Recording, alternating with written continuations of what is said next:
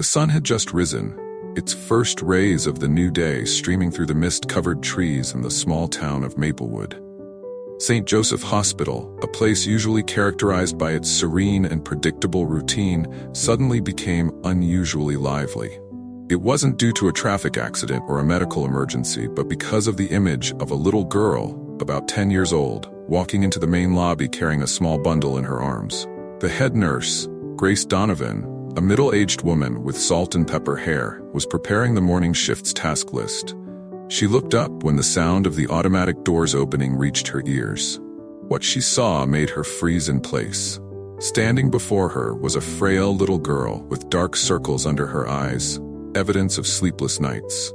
Her clothes were wrinkled, and in her arms was a baby wrapped tightly in a blanket. Grace quickly hurried over, careful not to frighten the girl. "Sweetheart, are you okay?" she asked gently. The girl with trembling lips looked at Grace.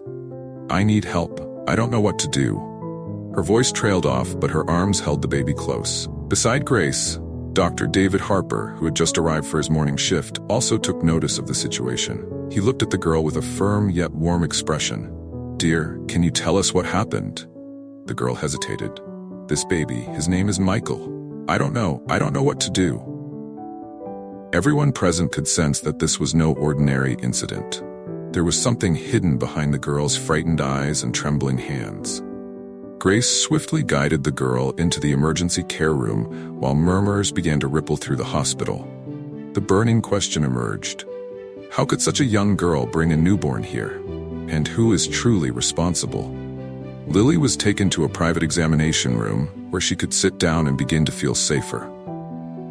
Nurse Grace placed a cup of hot chocolate in the little girl's hands, both to warm her from the cold and to soothe her nerves. "Lily, can you tell me from the beginning? What happened that made you bring Michael here?" Grace asked gently. Lily lowered her head, staring at the cup of hot chocolate in her hands, her lips trembling. After a few moments of silence, she began to speak. "I don't know. Everything is so confusing. I live with my mom and my stepdad. He always tells my mom what to do, and me too. But my mom, she can't protect me. He's very mean." That simple statement cut through Grace like a knife. The little girl was only 10 years old, yet her eyes carried a weight of pain and trauma that adults would find unimaginable. "When did Michael show up? Who brought him to you?" Grace continued to ask. Lily glanced over at the baby who was sleeping peacefully on the small bed nearby. "This morning, I woke up and Michael was lying right next to me. He told me I had to take care of the baby. If I didn't, he said he would hurt my mom." Lily's account made both Grace and Dr. David Harper, who had been quietly listening, struggle to maintain their composure. This child has endured far too much, David thought. But this was just the tip of the iceberg. Dr. David carefully examined Michael. The newborn showed signs of mild malnutrition, and his skin was slightly jaundiced, but he was otherwise stable. "We'll need to run more tests, but I suspect this baby wasn't born in a safe environment," he told Grace. Meanwhile, Grace continued speaking with Lily to understand more about her situation. Gradually, Lily revealed that her mother, Clara, was frequently abused by her stepfather. Lily herself had often been a victim as well. However, this time, Michael's sudden arrival had pushed her to overcome her fear and seek help. "I couldn't leave Michael at home. He would hurt the baby," Lily said, tears streaming down her face. "I don't know if I can be a good mom to Michael, but I have to try." The little girl's words broke Grace's heart. A 10-year-old who had already endured so much pain was now shouldering the responsibility of protecting another small life. The hospital immediately contacted Police Chief Mark Wallace, a man experienced in handling cases of domestic abuse. When he heard Lily's story, Mark couldn't hide his anger.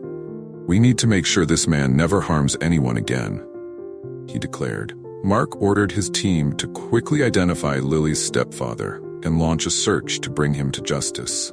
At the same time, social services were summoned to find a way to protect Lily and Michael while the case was being resolved. In the meantime, the hospital staff continued to care for both Lily and Michael. Under the guidance of the nurses, Lily learned how to feed Michael, change his diapers, and soothe him when he cried. Every time the staff saw Lily gently holding Michael's tiny hand, they couldn't help but feel deeply moved. In the days that followed, Lily began to open up more. She shared that she once had a happy family, but everything changed when her stepfather came into the picture. Her mother, paralyzed by fear, couldn't stand up to him. "I know my mom loves me, but she's not strong enough to protect me," Lily told the hospital psychologist. "I don't want Michael to grow up like me. I want him to have a better life." Lily's words filled everyone who cared for her with a mix of sadness and admiration. At just 10 years old, she not only demonstrated incredible resilience, but also a boundless love for her baby brother. As news of Lily and Michael spread, the small community of Maplewood began to show extraordinary compassion. Donations of baby formula, clothes, and toys poured into the hospital. A woman named Margaret, who had fostered many children in difficult circumstances, volunteered to take in both Lily and Michael. "I know their lives haven't been easy, but I want to give them the chance to grow up in a real family," Margaret said during her visit to Lily. The meeting between Margaret and Lily was a deeply emotional moment. When Margaret said she was willing to adopt both siblings, Lily burst into tears. "Can I really stay with Michael forever?" she asked. Margaret smiled and nodded. "Of course, sweetheart. My family will be a safe home for you and Michael." When all the legal procedures were finalized, Lily and Michael were officially placed in Margaret's care. In her final days at the hospital, Lily mastered the skills of caring for a newborn. Dr. David, who had been following her journey closely, told her, "You've done something no one your age should ever have to do. You are a young mother, but you are brave and full of love." Lily smiled, looking down at Michael, who was sleeping in her arms. "I just want Michael to always be safe." A few days later, when everything was ready, Lily and Michael left the hospital to start their new life with Margaret's family. Before she left, Dr. David organized a small farewell gathering for Lily. The entire hospital staff attended, each bringing a small gift. Grace, who had been with Lily from the start, handed her a notebook. "This is for you to write down all the beautiful memories with Michael. One day when he grows up, you can tell him about the journey you both went through." Lily hugged the notebook tightly, tears streaming down her face.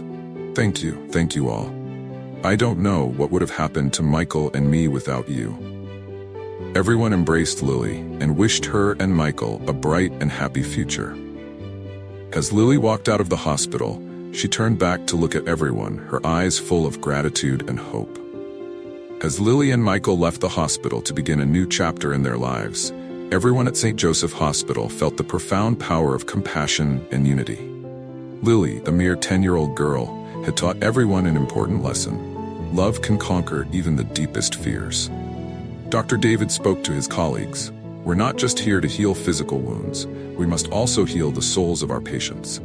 Lily is proof that a courageous heart can achieve extraordinary things. Grace, who had been with Lily from the very beginning, couldn't hide her emotions. If we open our hearts and care for those around us, this world can become a much better place. What did you take away from this story? If it touched your heart, help spread its message by following the Life Stories 365 channel. We bring you real-life stories full of inspiration and meaning. Join us in continuing the journey of sharing love, because each of us has the power to create miracles, simply by opening our hearts. Hit the follow button today.